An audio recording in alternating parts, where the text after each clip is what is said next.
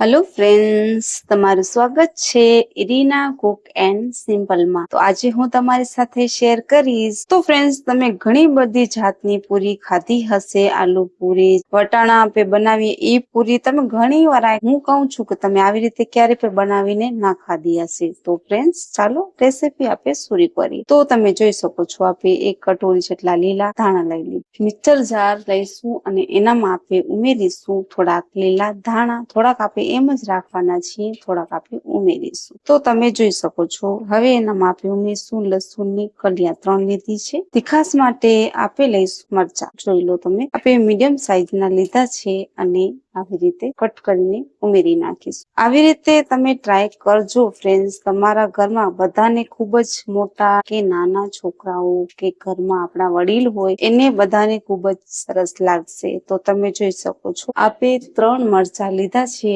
અને medium size ના આપે લીધા છે। 1 ચમચી જેટલું આપે લઈશું આખો જીરો, થોડું ખણ આપે એનામાં મીઠું ઉમેરીશું અને બીજું લોટમાં ઉમેરવાનું છે। હવે આપે એનામાં પાણી ઉમેરીશું, ત્યાંથી આપણા દાણા લીલા મરચા સારી રીતે ગ્રાઇન્ડ થઈ જાય। તો હવે એને આપણે ગ્રાઇન્ડ કરી નાખીશું। તો ફ્રેન્ડ્સ, તમે જોઈ શકો છો, સારી રીતે પીસી લીધા છે। તો હવે એને આપણે બાઉલમાં એનામાં ઉમેરી નાખીશું। થોડુંક આપે પાણી ઉમેરીશું અને પછી આપણે કાઢી લઈશું એને પણ આવી રીતના। તો જોઈ શકો છો તમે, હવે મોટો કટોરો મેં લીધો છે ઘઉંનો લોટ, એ આપણે થોડું ખણ ઉમેરતા જશું અને આપણે લોટ બાંધતા જશું। હવે એનામાં આપણે થોડું ખણ મીઠું ઉમેરીશું, જો ઓછું લાગશે મને મિક્સ કરીશું। હવે કોથમીરી પૂણી તમે ફ્રેન્ડ્સ ક્યારે બનાવી છે તો આવી રીતે આપણે લીલા દાણા સેહત માટે બહુ જ સારા અને હેલ્ધી હોય છે ખાવા માટે। તો તમે જોઈ શકો છો, આપણે કટોરી લોટ લીધું છે ને આપણે બધું ઉમેરી નાખીશું, કેમ કે આપણે માપ લીધો છે એ જ આપણે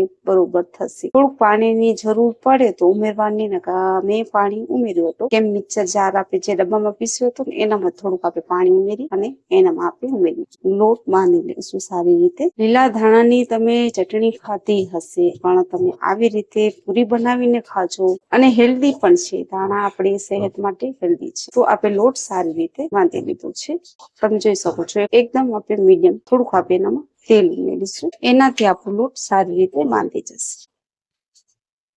તો જોઈ લો, આપણે એકદમ સારી રીતે આપણો લોટ બાંધી ગયો છે। હવે એને આપણે બેલી લઈશું।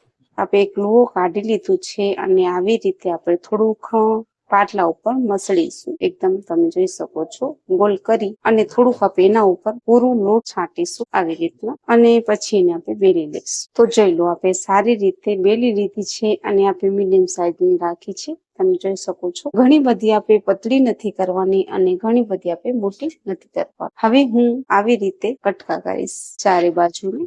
તમને ગોળ ફાવતા હોય તો તમે એ પ્રમાણે કરજો, એકદમ તમે જોઈ શકો છો। હવે એને આપણે કટકા કરીશું આવી રીતના। તમે જોઈ શકો છો ફ્રેન્ડ્સ, આપણે સારી રીતે કટકા કરી લીધા છે। હું આવી રીતના બનાવું છું, તમને જે પ્રમાણે ભાવે એ પ્રમાણે તમે બનાવજો। તો જોઈ શકો છો એકદમ। હવે આપણે બધું આવી રીતે કરી નાખીશું અને પછી એને આપણે કાઢી લઈશું। ફ્રેન્ડ્સ, આપણે તેલ ગરમ કરવા રાખી દીધું છે અને તેલ આપણું ગરમ થઈ ગયું છે। હવે આપણે પૂરી બધી ઉમેરી નાખીશું। તો આપણે પૂરી ઉમેરી નાખીશું બધી। એક કટોરીમાં તમે ઘઉંના લોટમાંથી એક કટોરીમાં આપણે ઘણી બધી પૂરી બનાવી શકીએ છીએ। તો હમણાં મારી જેટલી આવી છે એટલી જ હું ઉમેરી છે, બધી પછી ઉમેરી નાખીશ અને સારી રીતે આપણે તળી લઈશું। તમે જોઈ શકો છો ફ્રેન્ડ્સ, આપણે એક બાજુ સારી રીતે પાકી ગઈ છે। હવે આપણે બીજી બાજુ પલટાવી નાખીશું। તો તમે આવી રીતે હરા ધનિયાની પૂરી તમે એકવાર જરૂરથી ટ્રાય કરજો, એટલી ટેસ્ટી અને સ્વાદિષ્ટ બને છે કે ખાવામાં પણ ખૂબ જ સરસ લાગે છે। તો એકવાર તમે જરૂરથી ટ્રાય કરજો। આપણે